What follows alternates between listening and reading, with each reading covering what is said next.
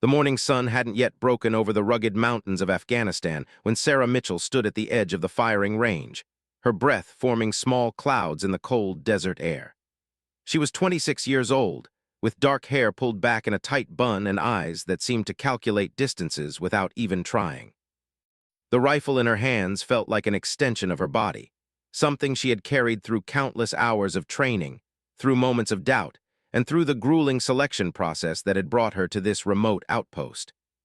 Sarah had grown up in a small town in Montana where the nearest neighbor was 3 miles away, and the sound of gunfire was as common as birdsong. Her father, a former Marine, had taught her to shoot when she was 8 years old. He would set up tin cans on fence posts and challenge her to hit them from increasingly impossible distances. At first, she missed more than she hit, but her father never showed disappointment. He would simply adjust her stance, whisper corrections about breathing and trigger control, and let her try again. By the time she was 12, she could outshoot most of the adults in their county. Growing up in that isolated landscape had shaped her in ways she didn't fully understand until much later. The silence of the mountains taught her patience. The long winters taught her resilience. And the wide-open spaces taught her that distance was just another challenge to overcome. When other girls her age were worried about school dances and social media, Sarah was tracking elk through snow and calculating wind drift in her head. Her mother worried that she was too much of a loner, too comfortable in her own company, but her father understood. He saw in her something rare, a natural ability that couldn't be taught in any classroom or training facility. After high school, while her classmates headed to state colleges or took jobs in nearby towns, Sarah enlisted in the Army. Her mother cried for 3 days straight, convinced that her daughter was throwing her life away. Her father said nothing, but on the day she left for basic training, he handed her a small notebook filled with his own observations about long-range shooting, wind patterns, and the mental game that separated good shooters from great ones. Inside the front cover, he had written a single sentence in his careful handwriting that read simply, "Trust yourself when nobody else will." Basic training was easier than she expected. The physical challenges that broke other recruits barely fazed her.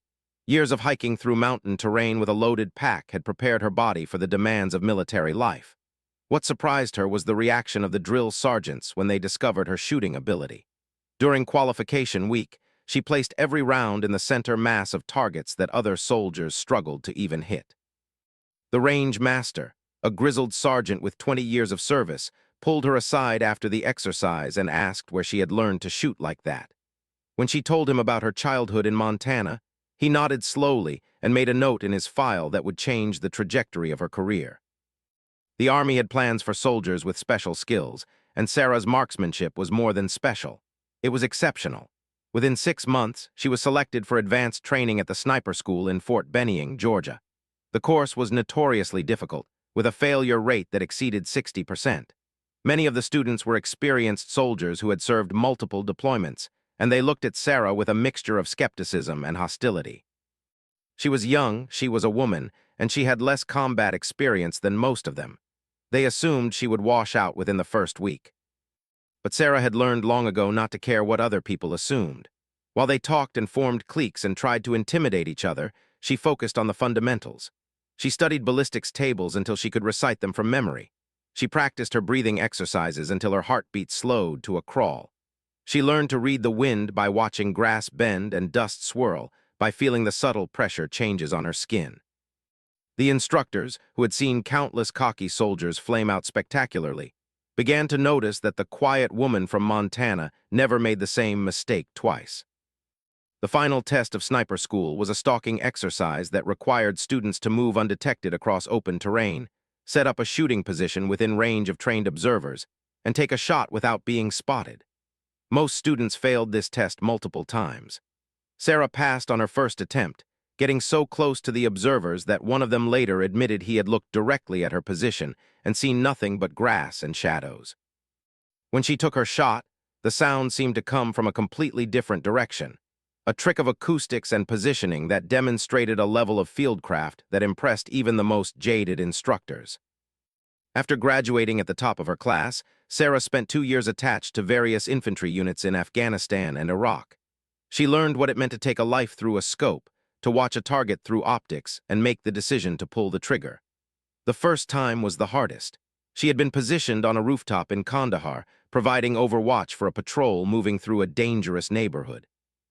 A man with an AK-47 had appeared on a balcony 600 meters away, taking aim at the soldiers below. Sarah's spotter confirmed the threat and gave her the green light. She controlled her breathing, felt her heartbeat slow, and pressed the trigger with steady pressure. The rifle recoiled against her shoulder, and through the scope, she saw the man crumple. The patrol below never even knew they had been in danger. That night, she couldn't sleep. She kept seeing the moment of impact, the way the target had simply ceased to exist as a threat. Her spotter, an experienced sergeant named Martinez, found her sitting alone in the darkness and sat down beside her without saying anything. After a long silence, he told her that anyone who didn't struggle with their first kill was either lying or broken inside. The fact that she felt something meant she was still human, still capable of making the moral calculations that separated soldiers from murderers. He told her that what she had done that day had saved American lives, and that was a burden worth carrying. Over time, Sarah accumulated more than 40 confirmed kills. Each one was documented and added to her service record. She became known among the units she supported as someone who could make impossible shots, someone who could be trusted when lives hung in the balance. But she never talked about the numbers, never kept score the way some snipers did. For her, each shot represented a specific moment, a specific decision, and a specific human being who had chosen to threaten others with violence. She carried those moments with her, not as trophies, but as responsibilities. It was during her third deployment that she first heard about the Navy SEALs. A SEAL team had been operating in the same region, conducting raids and gathering intelligence on high-value targets. Sarah's unit had been tasked with providing sniper support for one of their operations, and she found herself working alongside SEAL snipers for the first time. They were different from the Army snipers she had trained with. They moved with a confidence that bordered on arrogance, spoke their own language of inside jokes and operational jargon, and seemed to treat every mission like it was just another day at the office. The SEAL sniper she was paired with was a man named Jake, a compact and muscular operator with an easy smile and eyes that never stopped scanning their environment. He had initially been dismissive when he learned he would be working with an Army sniper, but his attitude changed quickly when he saw Sarah work. They were positioned on a ridge overlooking a compound where a Taliban commander was believed to be hiding. The target appeared briefly in a window 700 meters away, and before Jake could even call out the range, Sarah had acquired the target and taken the shot. The commander dropped, and the SEAL team below moved in to clear the compound. After the mission, Jake approached Sarah with a look of genuine respect. He told her that he had been sniping for 8 years and had worked with dozens of shooters, and she was among the best he had ever seen. Then he asked her a question that would change everything. He wanted to know if she had ever considered trying out for the Naval Special Warfare community. The Navy had recently opened all combat roles to women, and they were looking for candidates who could meet the standards. He told her that most people thought it was impossible for a woman to make it through SEAL training, but he had seen what she could do, and he thought she had a real shot. Sarah's initial reaction was to laugh. She knew about SEAL training, about the infamous Hell Week that broke even the toughest men, about the dropout rate that hovered around 75%. She was in good shape, but the idea of competing with men who had been preparing their entire lives for that crucible seemed absurd. But Jake was serious. He told her that the SEALs weren't just looking for physical strength. They needed intelligence, adaptability, mental toughness, and specialized skills.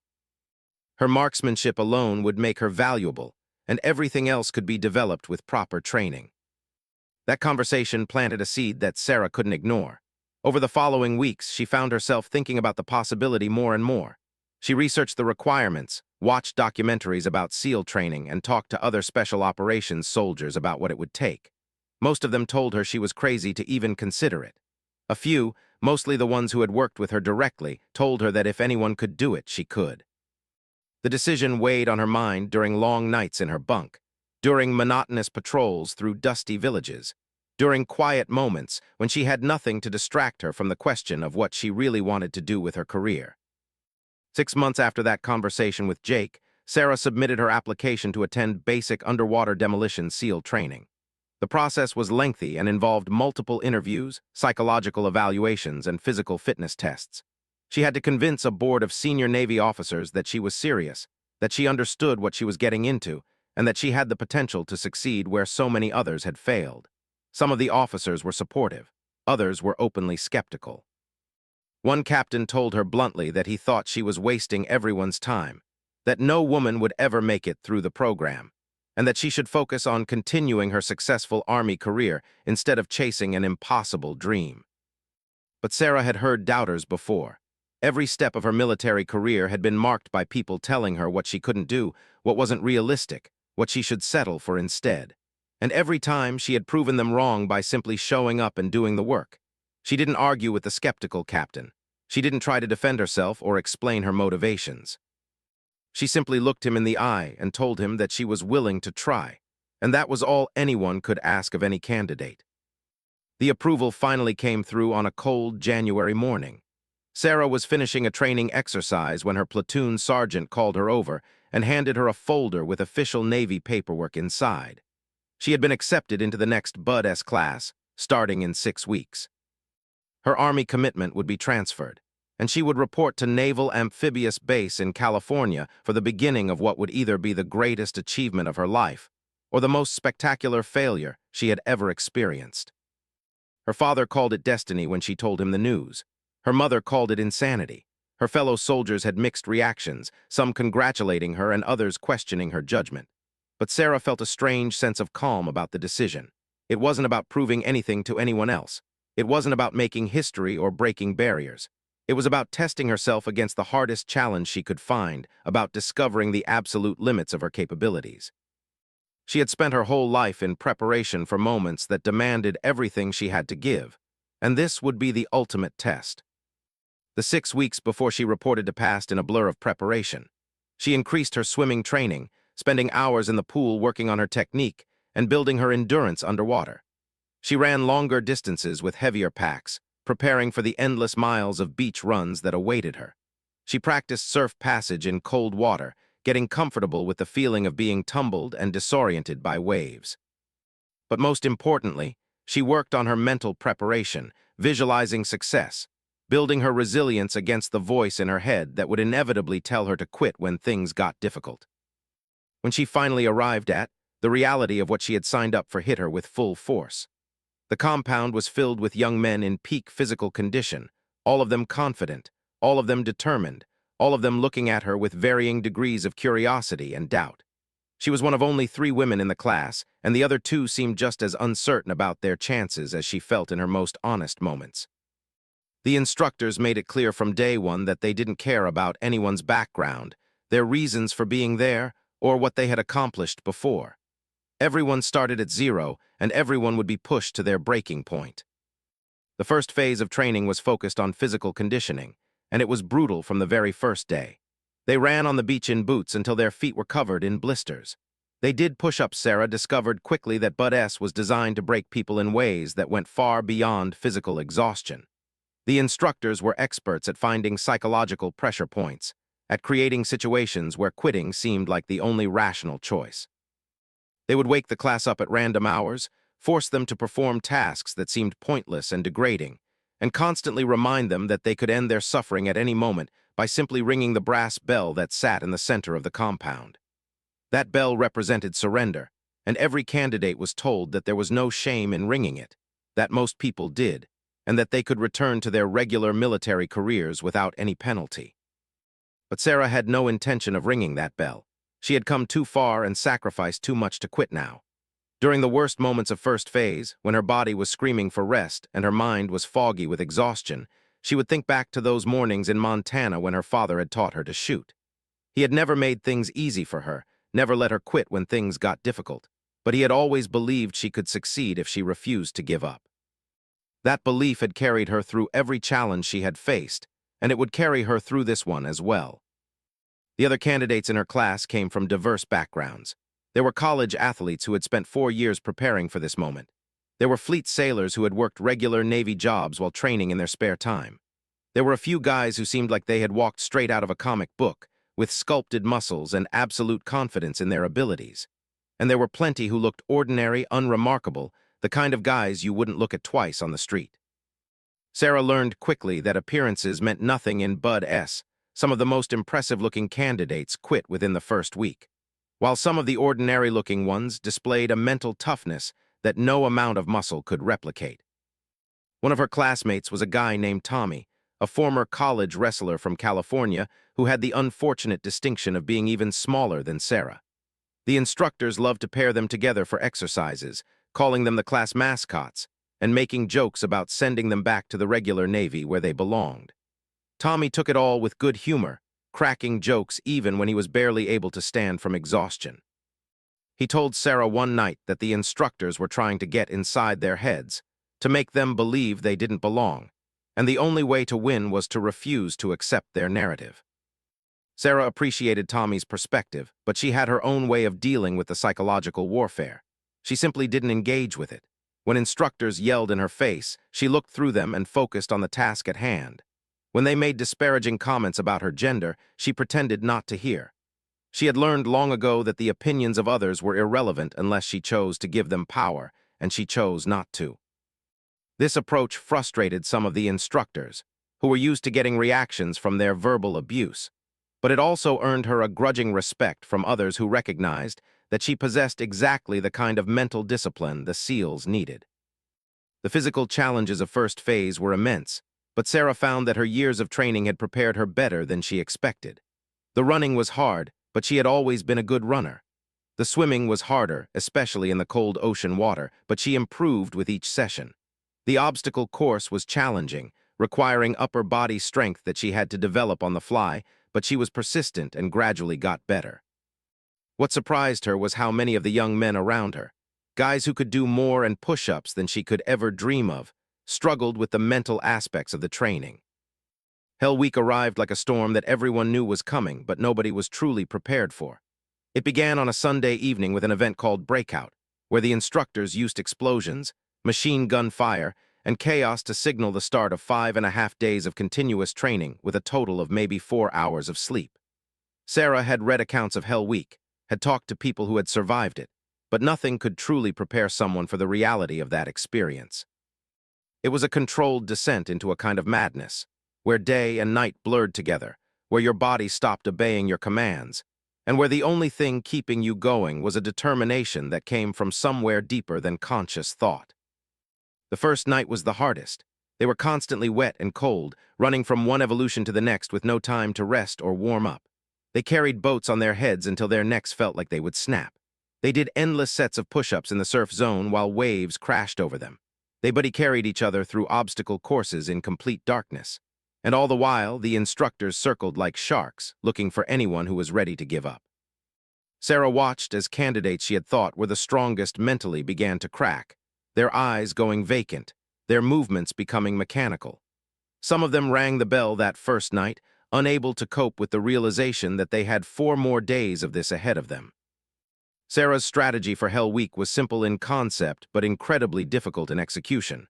She broke time down into the smallest possible increments and focused only on getting through the next moment. She didn't think about the days ahead or even the hours ahead. She thought about the next breath, the next step, the next stroke in the water. When her mind tried to spiral into despair about how much more she would have to endure, she pulled it back to the present moment and the specific task in front of her. This technique had served her well in sniper training, where patience and presence were essential, and it served her even better in Hell Week. On the third night of Hell Week, when exhaustion had reduced everyone to shuffling zombies, the class was ordered to paddle their boats out past the surf zone and wait. They sat in the dark water for hours, waves rocking their boats, with no idea why they were there or when they would be allowed to return to shore. Men began to hallucinate, seeing ships that weren't there, hearing voices calling their names. Sarah felt reality beginning to slip away from her as well, but she fought to maintain her grip on what was real and what was imagination. She focused on physical sensations, the cold water, the rough texture of the boat, the sound of her teammates breathing. As long as she could hold onto those concrete details, she could maintain her sanity. The instructors later explained that the boat exercise was designed to test mental endurance in conditions where physical action was impossible. It was one thing to push through difficulty when you were actively doing something, but it was much harder to simply endure when there was nothing to do but sit and suffer. Many candidates quit during that evolution, unable to tolerate the seeming pointlessness of the experience. But Sarah and Tommy and a handful of others remained, their boat crews depleted but still functional, still determined to see it through to the end. By the fourth day of Hell Week, the class had shrunk dramatically. More than half of the original candidates had quit, and those who remained were running on fumes and willpower. Sarah's body had long since stopped sending her useful signals. Everything hurt all the time, so pain became the new normal. She was wet and cold and exhausted, but those states were so constant that she barely registered them anymore. What kept her going was the knowledge that every hour that passed was an hour she would never have to repeat, that she was getting closer to the end with every miserable evolution she completed. The final event of Hell Week was a long run on the beach, and Sarah struggled more with that run than she had with anything else during the entire week. Her legs felt like they belonged to someone else, barely responding to her commands. Other candidates, guys who were much bigger and stronger than her, were struggling just as badly, some of them falling face first into the sand and having to be helped up by their teammates. Sarah had formed a tight bond with her boat crew during the week, and they helped each other through that final run, pulling each other along when individual willpower wasn't enough. When Hell Week finally ended, Sarah felt nothing. She had expected relief or joy or some sense of accomplishment, but she was too exhausted to feel anything at all. She simply existed, moving through the motions of showering and eating and sleeping because those were the things she was supposed to do. It wasn't until several days later, when her body had begun to recover and her mind had cleared, that the magnitude of what she had accomplished began to sink in. She had survived Hell Week, something that the vast majority of people who attempted it could not do. She was still in the fight, still moving toward her goal of becoming a Navy SEAL. The instructor's attitude toward her changed subtly after Hell Week. They still pushed her just as hard as everyone else, still demanded perfection from every candidate, but there was a new note of respect in their interactions with her. She had proven that she belonged, that her presence in the class wasn't a social experiment or political statement, but a genuine attempt by a capable operator to join their ranks. One of the senior instructors, a grizzled SEAL with multiple combat deployments, pulled her aside after a particularly difficult day and told her that he had bet against her lasting through Hell Week. He said he was glad to be wrong and that she should keep pushing because she had what it took to make it all the way. Second phase of Bud S focused on diving, and it presented Sarah with a completely new set of challenges. She had to learn to use scuba equipment, to navigate underwater, to deal with equipment malfunctions while submerged. The pool tests were designed to induce panic, with instructors tying students' air hoses in knots, ripping regulators out of their mouths, and creating chaotic situations that required calm problem-solving while oxygen-deprived. Sarah found these exercises terrifying in a way that the physical suffering of first phase had never been. But she approached them the same way she approached everything else, by focusing on the fundamentals, by refusing to panic, and by trusting in her training. One of the most dangerous evolutions in second phase was pool comp, where instructors would harass students underwater until they were completely disoriented and running out of air. The point was to simulate the worst-case scenarios they might face on actual combat divees and to ensure that they could handle themselves under extreme stress. Sarah had heard horror stories about pool comp, about candidates who had blacked out or panicked so badly they had to be pulled from the water. When her turn came, she focused on controlling her heart rate, on conserving oxygen, on solving each problem methodically as it was presented. The instructors tried everything to break her composure, but her years of sniper training had taught her to remain calm under pressure, and she used those same mental techniques to get through the underwater harassment. Third phase was land warfare, and it was here that Sarah's previous experience as a sniper became a huge advantage. While other candidates were learning basic marksmanship and tactics for the first time, Sarah was refining skills she had been using in combat for years. The instructors noticed immediately that she was operating at a different level, and they began using her as an example to show the rest of the class what right looked like. Her shooting was so consistent and accurate that the instructors barely bothered to check her targets anymore. They knew every round would be exactly where it was supposed to be. The final exercise of third phase was a long-range shooting evolution that took place at a remote desert range. The class was given instruction on the fundamentals of long-range precision fire, learning about ballistics, wind reading, and the mental aspects of making shots at distances beyond 1,000 meters. For most of the students, this was completely new territory. They had been trained as assault operators, comfortable with close-quarters combat and automatic weapons, But long-range precision shooting required a completely different skill set and mindset. Sarah watched as her classmates struggled with concepts that were second nature to her, and she tried to help where she could, sharing tricks her father had taught her and insights she had gained from years of experience. The instructors set up a series of steel targets at various distances, starting at 600 meters and extending out to 1,500 meters. Each candidate would have the opportunity to take shots at these targets, with spotters helping them calculate their adjustments. The instructors emphasized that these shots were difficult even for experienced snipers, and that they shouldn't be discouraged if they missed. The purpose was to expose them to the challenges of long-range shooting, not to expect perfection. Sarah understood what they were really saying, which was that they expected everyone to miss quite a bit, especially at the longer distances where wind and other environmental factors became incredibly difficult to account for. When it was Sarah's turn on the rifle, she took her time studying the conditions. The desert air was hot and created mirage effects that distorted her view of the targets. The wind was variable, gusting from different directions at different altitudes. These were challenging conditions even for an experienced shooter, but Sarah had learned to shoot in Montana wind that could shift directions 3 times in a single minute. She settled into her position behind the rifle, controlled her breathing, and began working through the targets methodically. 600 meters was routine, almost boring for someone with her experience. 900 meters required more careful calculation, but she still felt confident. At 1,200 meters, she took extra time to read the wind, watching dust devils in the distance, and the instructor running the range exercise was a SEAL sniper named Chief Petty Officer Stone, a legend in the special operations community with multiple confirmed kills beyond 2,000 meters in combat. He had been watching Sarah's performance with increasing interest, noting how she approached each shot with a methodical precision that reminded him of the best snipers he had worked with over his 15-year career. After she successfully engaged the 1,200-meter target on her first attempt, he walked over to where she was positioned and asked her about her background. When she explained her history as an Army sniper, including her 40-plus confirmed kills in combat, his demeanor shifted from professional interest to genuine respect. Chief Stone had a reputation for being hard on students, never offering praise unless it was truly earned. So when he nodded approvingly and told Sarah that she had real talent, the other candidates took notice. He asked her if she had ever attempted a shot beyond 1,500 meters, and when she said she hadn't, he smiled in a way that made her slightly nervous.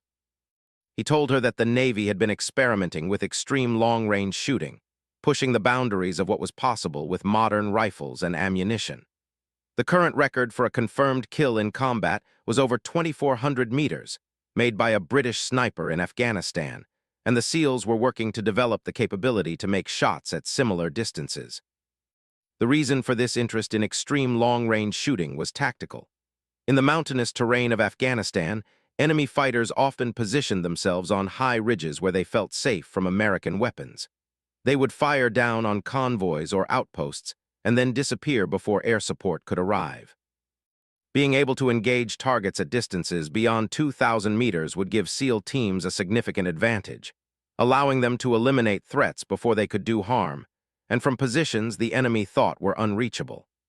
But making shots at those distances required not just excellent marksmanship, but also specialized equipment, perfect conditions, and a deep understanding of external ballistics.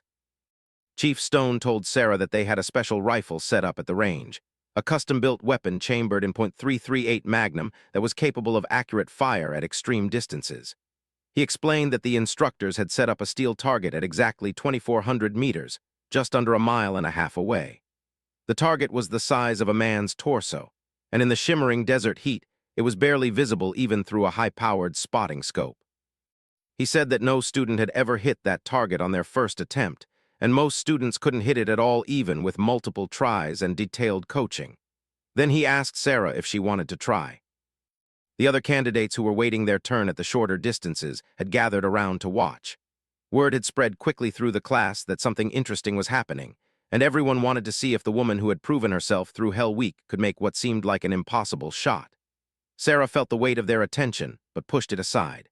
She had learned long ago that the only way to make difficult shots was to ignore external pressure and focus entirely on the task at hand. The target didn't care who was watching or what people expected.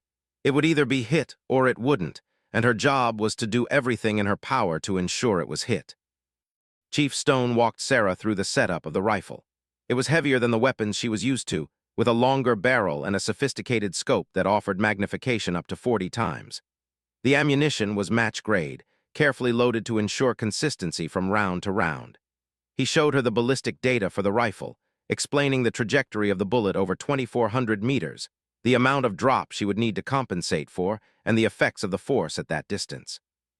He told her that the bullet would be in flight for approximately 3 seconds, during which time it would drop more than 30 feet from the line of sight and drift several feet due to wind. He emphasized that this was not like shooting at 1,200 meters, where you could make adjustments based on seeing your misses. At 2,400 meters, you only had so many rounds, and each shot took time to set up and execute properly. Sarah listened carefully to everything Chief Stone told her, but she also trusted her own instincts and experience. She had been reading wind and calculating bullet drop since she was a child, and while the distances were different, the fundamental principles remained the same. She asked if she could take a few minutes to observe the conditions, and Chief Stone nodded, telling her to take all the time she needed. Sarah stepped back from the rifle and began her analysis of the environment, using every trick her father had taught her and every lesson she had learned in combat. The desert air was creating complex wind patterns. She could see the mirage boiling off the ground, the heat waves distorting everything beyond 1,000 meters. She watched how the mirage moved, noting where it was flowing smoothly and where it was turbulent. She looked at vegetation between her position and the target, watching how grass and small bushes bent in the breeze. She felt the wind on her face and neck, closing her eyes to sense the subtle shifts in direction and velocity. She knew that the wind wouldn't be consistent across the entire distance to the target. It would be stronger at some points and weaker at others, possibly even switching directions in the middle of the bullet's flight path. Chief Stone watched Sarah's process with growing appreciation. He had trained dozens of snipers, and most of them wanted to get behind the rifle immediately and start shooting. They were impatient, confident in their abilities, and often unwilling to take the time necessary to truly understand the conditions. But Sarah was different. She was methodical and patient, gathering information before making any decisions. He recognized this approach because it was exactly how the best snipers operated. They understood that preparation was more important than the actual shot, that the trigger pull was just the culmination of all the work that came before it. After about 10 minutes of observation, Sarah returned to the rifle and settled into her shooting position. Chief Stone positioned himself beside her with a spotting scope, ready to call the shot if she missed so she could make adjustments. Sarah made herself comfortable behind the rifle, adjusting the stock until it fit perfectly against her shoulder, positioning her cheek against the rest until her eye was aligned with the scope. She controlled her breathing, taking slow, deep breaths to calm her heart rate and oxygenate her blood. Through the scope, the target was a small, dark rectangle, shimmering in the heat waves, looking impossibly far away and impossibly small. She began calculating her shot, working through the ballistics in her head. The elevation adjustment for 2,400 meters was significant, requiring her to dial many minutes of angle into the scope. The wind was the bigger challenge. She estimated it was blowing at about 8 to 10 miles per hour from her left, but she knew it wouldn't be consistent across the entire distance. At the target, she could see a flag hanging limply, suggesting the wind was lighter there than at her position. She made her best guess about the average wind across the bullet's path and dialed in what she thought was the appropriate correction. Chief Stone asked if she was ready, and Sarah nodded. He reminded her to call her shot, to tell him where she thought the bullet went based on what she saw through the scope at the moment of firing.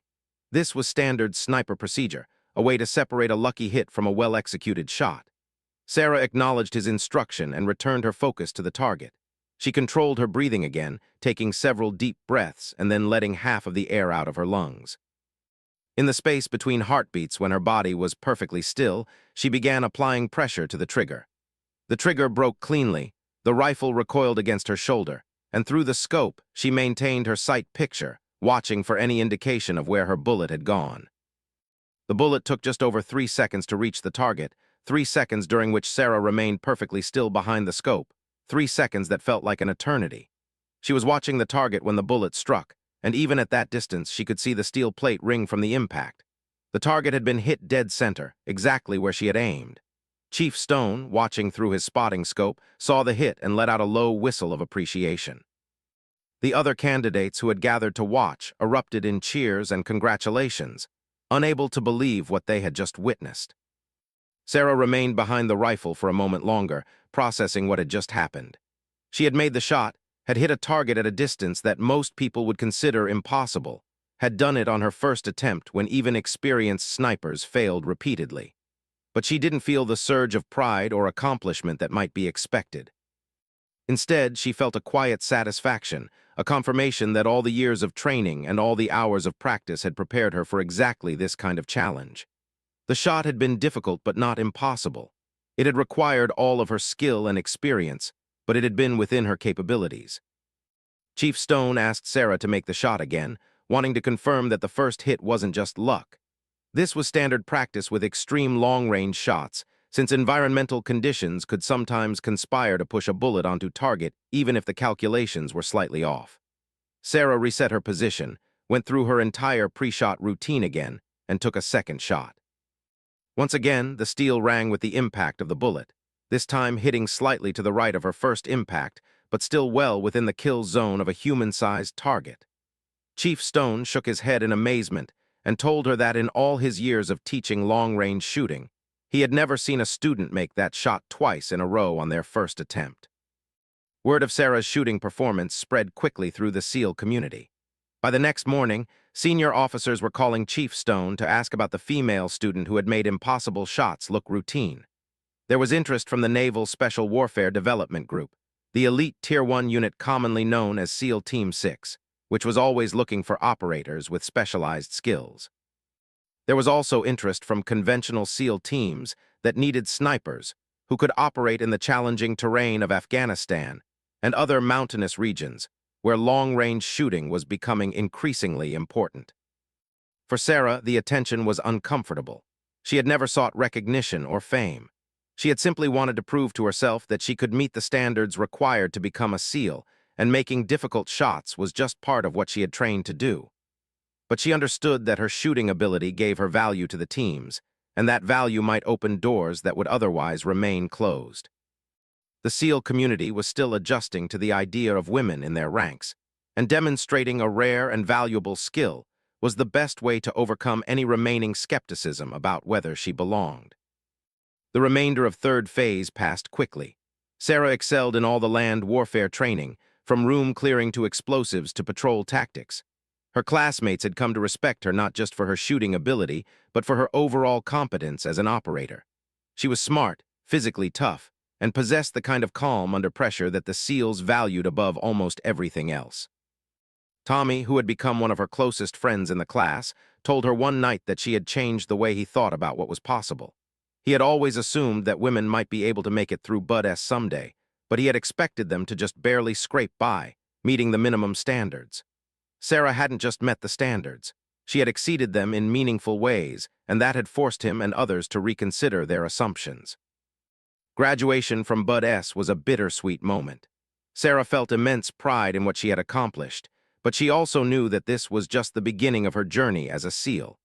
Bud S had tested her physical and mental limits, but it was ultimately just a selection course designed to identify people who had the potential to become effective operators. The real training would come next, in the SEAL qualification training program where she would learn all the specialized skills required to function as a member of a SEAL platoon. And after that, if she successfully completed SQT, she would face the ultimate test, which was performing effectively in combat as part of a team that depended on her. Chief Stone approached Sarah after the graduation ceremony and asked if she had given any thought to what came next. He told her that several teams had expressed interest in having her assigned to them, particularly teams that were preparing for deployments to Afghanistan, where her long-range shooting skills would be valuable. He also mentioned that the development group had reached out, though he cautioned that getting assigned to that unit right out of SQT would be unusual. Typically, SEALs spent several years with conventional teams before even Sarah made the decision to go with a conventional SEAL team rather than trying to jump straight to the development group.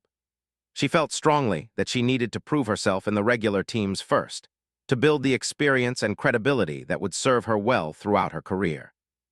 Chief Stone respected her decision and helped arrange for her to be assigned to SEAL Team 3, which was preparing for a deployment to Afghanistan in 8 months.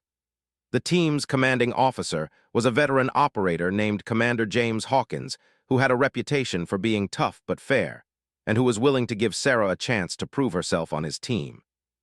SEAL qualification training was 6 months of intensive instruction, covering everything from advanced weapons handling to field medicine to intelligence gathering. Sarah absorbed it all like a sponge, recognizing that each skill she learned might someday save her life or the lives of her teammates.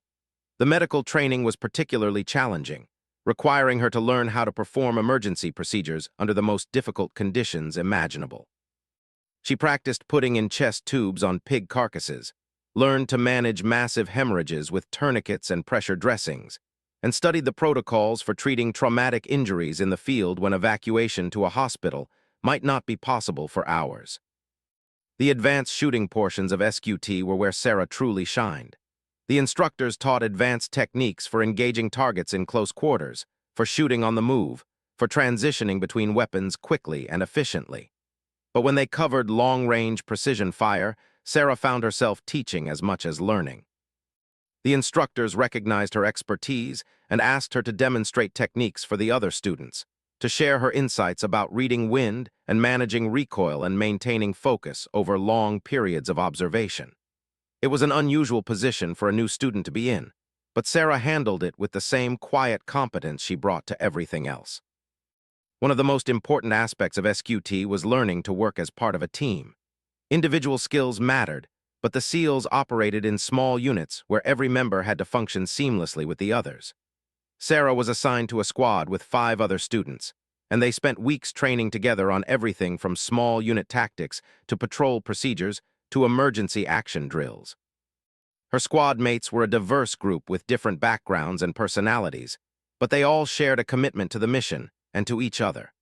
They learned to communicate without words, to anticipate each other's movements, to trust that their teammates would be where they were supposed to be when it mattered most.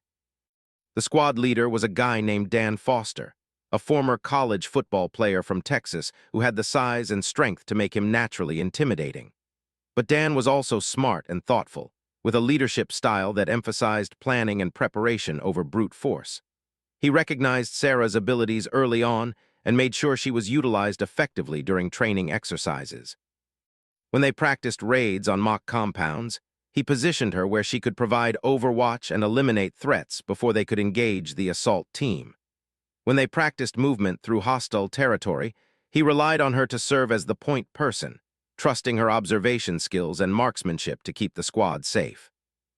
The final exercise of SQT was a 3-day field training evolution that tested everything they had learned over the previous 6 months. The students were divided into squads and given a series of missions to complete in a remote training area that simulated the terrain and conditions they might encounter in Afghanistan. They had to navigate through mountains, establish observation posts, gather intelligence on simulated enemy positions, and execute raids based on that intelligence. The exercise was run with as much realism as possible, with role players acting as enemy fighters and instructors, evaluating every decision and action the students took. Sarah's squad was given a particularly challenging mission. They were tasked with locating and eliminating a high-value target who was believed to be moving between several compounds in a remote valley. The intelligence they received was intentionally vague and contradictory, forcing them to make decisions based on incomplete information. Dan Foster spent hours planning their approach, involving the entire squad in the decision-making process and ensuring everyone understood their role. Sarah was assigned as the squad's designated marksman, responsible for providing precision fire support during the assault and for eliminating any sentries or threats that might compromise their approach. The squad infiltrated the valley under cover of darkness, moving slowly and carefully through terrain that was designed to challenge their navigation and movement skills. Sarah took point for much of the movement, using night vision equipment to scan ahead for obstacles and threats. Several times she spotted role players positioned along their route, and she guided the squad around them, avoiding detection and maintaining the element of surprise. When they finally reached their objective rally point, a position overlooking the compound where the target was believed to be located, they had traveled more than 10 kilometers through mountainous terrain without being detected once.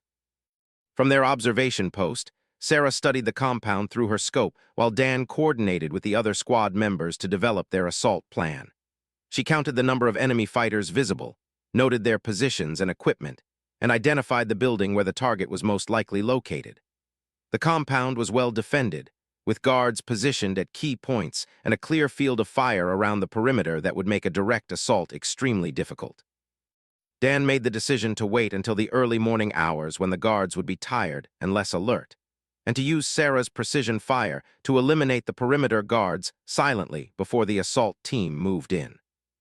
As dawn approached, Sarah settled into her final firing position on a ridge overlooking the compound. The distance to the nearest guard was approximately 600 meters, well within her capabilities, but still requiring careful execution. Dan wanted the guards eliminated quickly and quietly, which meant Sarah would need to make several shots in rapid succession before the enemy could react. She studied each target carefully, noting their positions and movements, planning the order in which she would engage them to minimize the chance of anyone raising an alarm.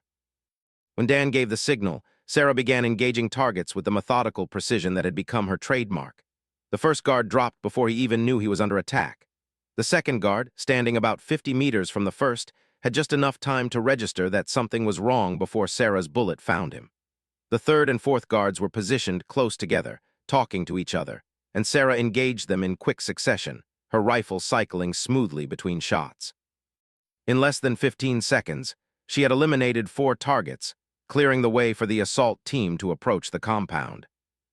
The assault itself was executed flawlessly. Dan's team moved quickly through the perimeter, breached the main building, and located the role player representing the high-value target. The exercise controllers declared the mission a success and called an end to the evolution. As the squad regrouped and prepared to move to the extraction point, Dan pulled Sarah aside and thanked her for her shooting. He told her that he had worked with a lot of snipers over his career, and very few of them could have made those shots under pressure the way she had. Coming from someone with Dan's experience, the compliment meant more to Sarah than any official recognition could have. When SQT concluded, and Sarah officially became a Navy SEAL, she experienced a profound sense of accomplishment that went beyond anything she had felt before. She had completed one of the most difficult training programs in the world, had proven herself capable of meeting the same standards as the men who had trained alongside her, and had earned the respect of her instructors and peers through performance rather than politics or publicity.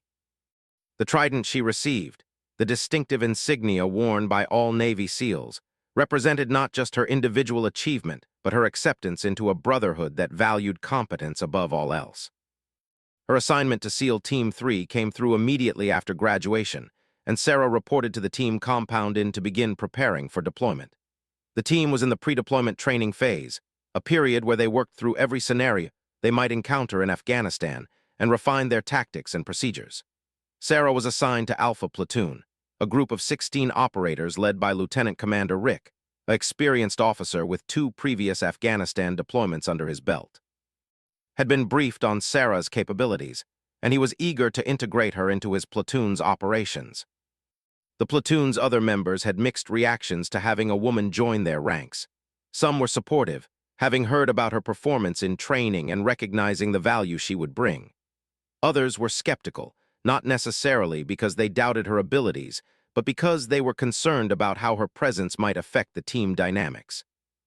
SEAL platoons were tight-knit groups that lived and operated together in extremely close quarters, and adding any new element, regardless of gender, had the potential to create friction. Sarah understood these concerns and was determined to address them through her actions rather than her words. One of her first tasks was to integrate into the platoon's shooting program. Every SEAL spent significant time on the range, maintaining and improving their skills with various weapon systems. The platoon's lead breacher, a massive operator named Jake Martinez, who Sarah recognized from her earlier deployment to Afghanistan, ran the shooting programs with an intensity that bordered on obsessive. He believed that shooting skills deteriorated quickly without constant practice, and he pushed the entire platoon to shoot thousands of rounds every week. When he learned about Sarah's background and capabilities, he asked her to help him develop the platoon's long-range shooting program. Sarah and Jake spent weeks working together to create training scenarios that would prepare the platoon for the long-range shooting opportunities they might encounter in Afghanistan.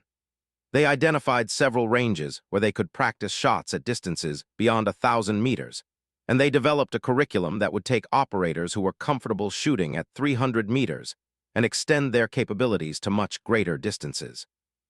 Jake was initially skeptical that most of the platoon would be able to learn these skills, but Sarah convinced him that with proper instruction and practice, anyone could become a competent long-range shooter. The key was building a strong foundation in the fundamentals and then gradually extending the distances. The platoon's training deployment to the desert took place 3 months before they were scheduled to deploy to Afghanistan. They spent 2 weeks operating in terrain similar to what they would encounter overseas, practicing their tactics and procedures under realistic conditions. Sarah was given the opportunity to demonstrate her long-range shooting capabilities during a live-fire exercise where the platoon was tasked with clearing a fortified position. She was positioned on a ridge 1,200 meters from the objective, and as the assault team prepared to move in, she systematically eliminated every visible threat, allowing the assault to proceed without any effective resistance. Lieutenant Commander watched the exercise from the Tactical Operations Center and was impressed by what he saw. Sarah wasn't just a good shot. She understood how to integrate her capabilities into the larger operation, how to prioritize targets based on the threat they posed to her teammates, and how to communicate effectively with the assault force to ensure everyone knew what she was doing.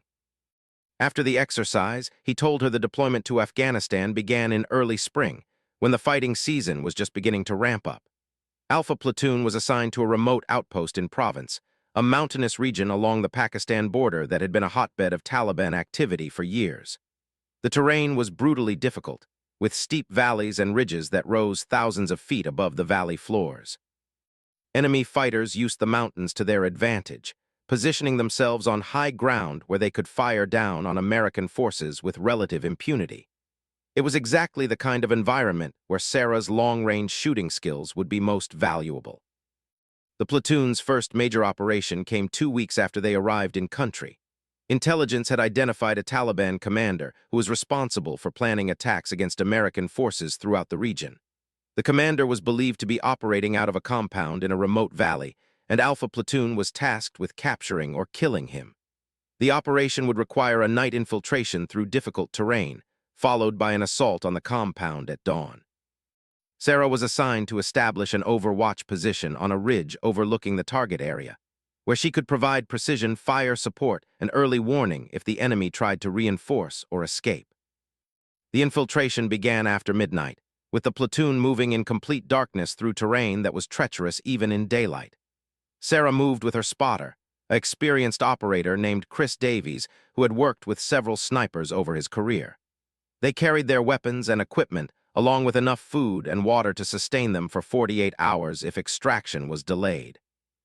The movement to their position took more than 4 hours, with several close calls where they nearly lost their footing on loose rock and steep slopes.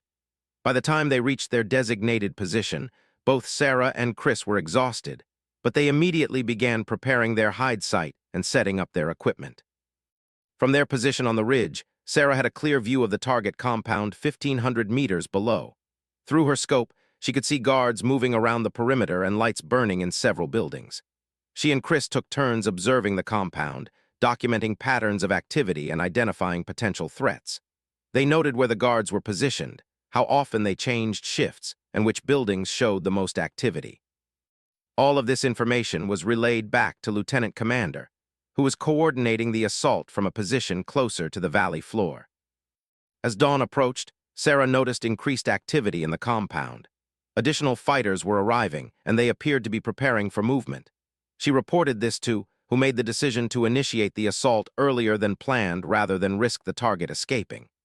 Sarah shifted into her shooting position, settling in behind her rifle and preparing to engage any threats that emerged during the assault. She controlled her breathing and calmed her heart rate, entering the focused state that allowed her to make accurate shots even under pressure. The assault began with a controlled explosion that breached the compound's main gate. The assault team flowed through the opening, moving quickly to clear the buildings and locate the target. Sarah watched through her scope, her finger resting lightly on the trigger, ready to engage any threats that appeared. Within seconds of the breach, fighters began emerging from various buildings, some of them armed and moving toward positions where they could fire on the assault team. Sarah engaged the closest threat first, a man with a PKM machine gun who was setting up in a window that overlooked the main courtyard. Her bullet struck him in the chest, and he dropped before he could fire a single round. More targets appeared as the assault continued. Sarah worked methodically, prioritizing threats based on the danger they posed to her teammates. A fighter with an RPG on a rooftop, a group of 3 men trying to flank the assault team from an adjacent building, a vehicle racing toward the compound that might contain reinforcements. Each shot was carefully calculated and precisely executed. Chris called out targets and ranges, keeping her informed of developing threats and helping her manage the complex tactical situation. Together, they functioned as a seamless team, eliminating threats faster than the enemy could organize an effective defense. The assault team successfully captured the Taliban commander and several of his subordinates, along with intelligence materials that would prove valuable in planning future operations. As they prepared to extract from the compound, Sarah and Chris maintained their overwatch position, ensuring no enemy reinforcements could interfere with the withdrawal. It wasn't until the entire platoon was safely away from the target area that Sarah and Chris broke down their position and began their own movement to the extraction point. By the time they rejoined the platoon, Sarah had been awake for more than 30 hours and had made 11 confirmed shots at ranges from 800 to 1,700 meters. Lieutenant Commander debriefed the operation with the entire platoon, walking through what had gone well and what could be improved for next time. When he discussed the overwatch support provided by Sarah and Chris, he emphasized that their precision fire had been critical to the mission's success. Several of the threats they had eliminated would have been in position to inflict casualties on the assault team if Sarah hadn't neutralized them first. The platoon's leading petty officer, a veteran SEAL named Tom Richards, stood up during the debrief and said what many of the others were thinking. He told Sarah that he had been skeptical about having a woman on the team, not because he doubted women in general, but because he worried about how it would affect their cohesion. But after watching her perform under pressure, after seeing her eliminate threats and protect her teammates without hesitation, he no longer had any doubts. She was a SEAL, period, and he was glad to have her on the team. The platoon conducted dozens of operations over the following months, and Sarah's role became increasingly important to their success. She developed a reputation among both the platoon and the enemy as a sniper who could make impossible shots. Taliban fighters learned to fear the open ground within 2,000 meters of American positions, knowing that an invisible threat could reach out and kill them at any moment. This psychological effect was almost as valuable as the actual casualties Sarah inflicted. Enemy fighters became cautious and hesitant, reluctant to expose themselves even when they had tactical advantages. One operation in particular would become the defining moment of Sarah's deployment. Intelligence had located a high-value target, a senior Taliban leader responsible for coordinating attacks throughout the entire province. The target was meeting with several subordinates in a compound built into the side of a mountain, a location chosen specifically because it was difficult to approach and offered excellent fields of fire against any attacking force. Traditional assault tactics would have resulted in heavy casualties, and airstrikes were ruled out because of the risk to civilians in nearby structures. The operation seemed impossible until someone suggested using Sarah's long-range shooting capability to eliminate the target without having to assault the compound at all.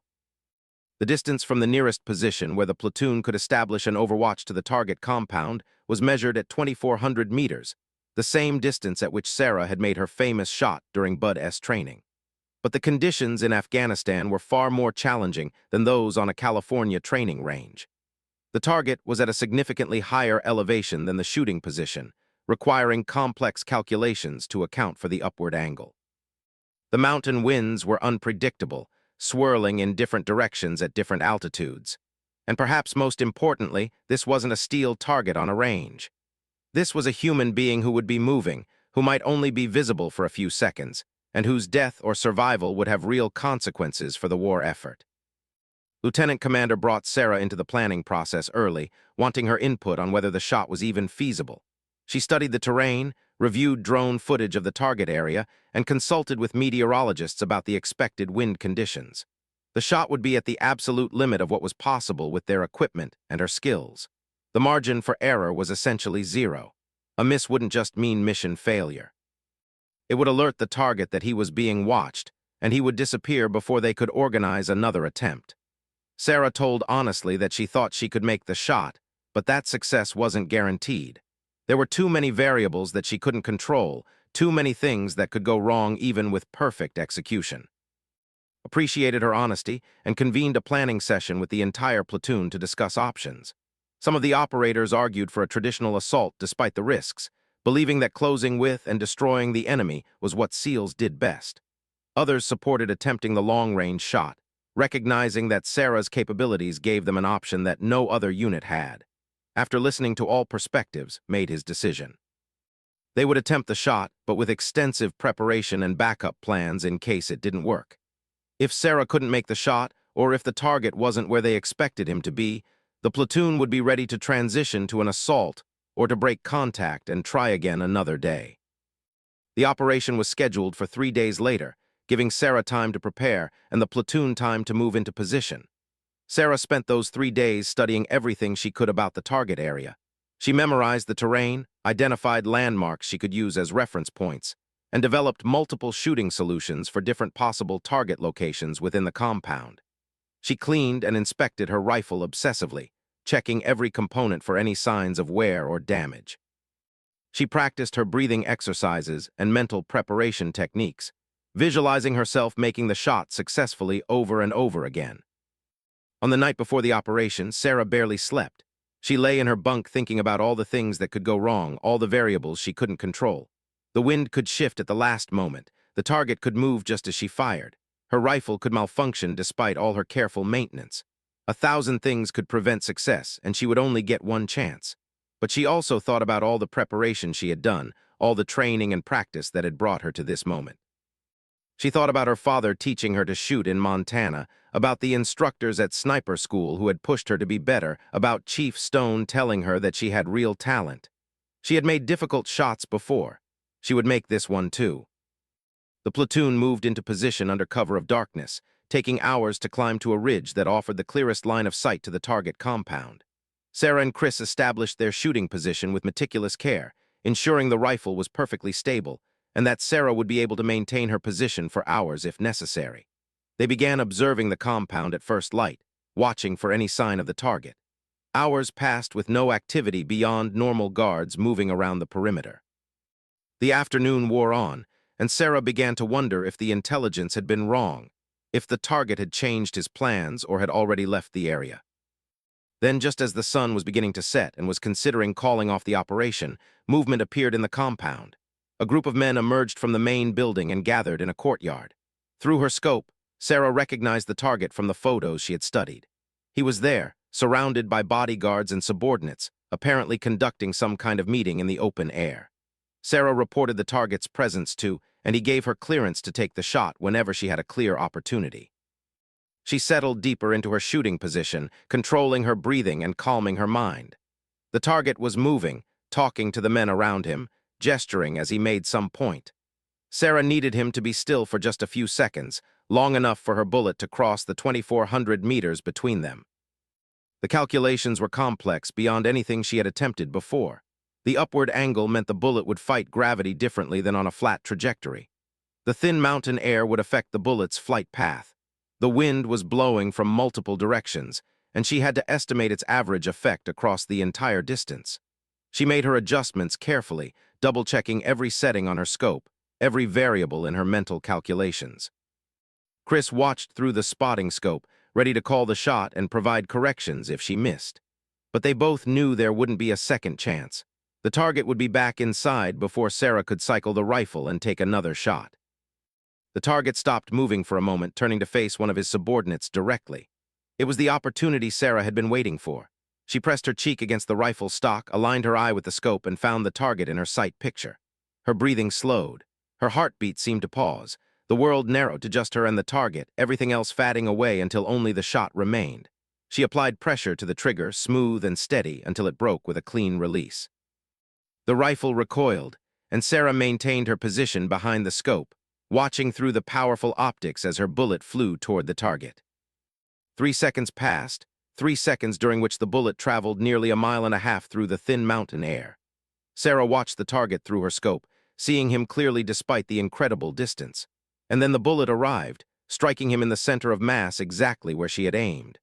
The target collapsed, and the men around him scattered in confusion, unable to determine where the shot had come from or even if it had been a shot at all. Chris confirmed the hit through his spotting scope, his voice steady despite the magnitude of what they had just witnessed.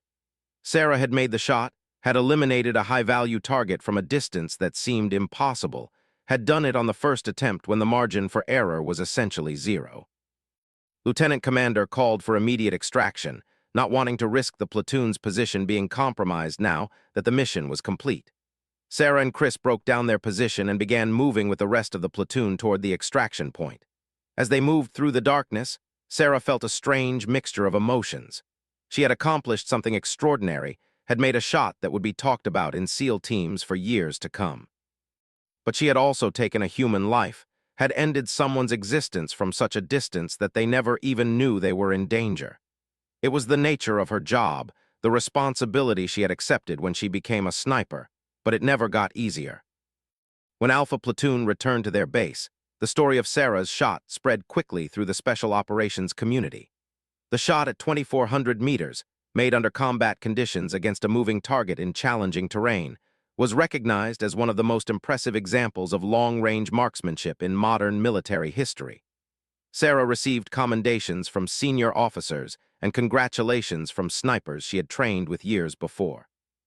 But she remained characteristically modest about the achievement, deflecting praise and emphasizing that the shot had been a team effort supported by excellent intelligence, careful planning, and Chris's skilled work as a spotter. The remainder of the deployment passed with Sarah continuing to provide overwatch and precision fire support for Alpha Platoon's operations. She made dozens more successful shots at various distances, each one contributing to the platoon's mission success and helping to keep her teammates safe. When the deployment finally ended and the platoon returned to, Sarah had accumulated more than 70 confirmed kills in combat, making her one of the most successful snipers in recent SEAL history. But more importantly, she had earned the complete respect and acceptance of her teammates, proving through her actions that gender was irrelevant when it came to combat effectiveness. Years later, when people asked Sarah about that 2,400-meter shot in Afghanistan, about making what the SEALs had called impossible look routine, she would talk about preparation and fundamentals and the importance of staying calm under pressure. But she would also talk about her father teaching her to shoot in Montana, about the instructors who had believed in her potential, and about the teammates who had trusted her with their lives. The shot itself was just a moment, just the culmination of thousands of hours of training and practice. What mattered more was everything that had led to that moment and everything that came after. She had become a Navy SEAL not because she made impossible shots, but because she possessed the determination, skill, and character that the teams valued above all else. The impossible shot was simply proof of what she had always known about herself, that with enough preparation and the right mindset, very few things were truly impossible. He had been concerned about how to best utilize her skills, but she had demonstrated that she could function as a force multiplier for the entire platoon. Her ability to eliminate threats at distances where the enemy thought they were safe would give Alpha Platoon options that other units simply didn't have being considered for selection to the development group. But her shooting ability was so exceptional that they were willing to consider making an exception the breeze on her face before taking the shot. The steel rang with a satisfying clang, and until their muscles screamed in protest, they swam in the cold Pacific Ocean until their bodies went numb. And through it all, the instructors watched with clinical detachment, looking for any sign of weakness, any hint that a candidate didn't have what it took to continue.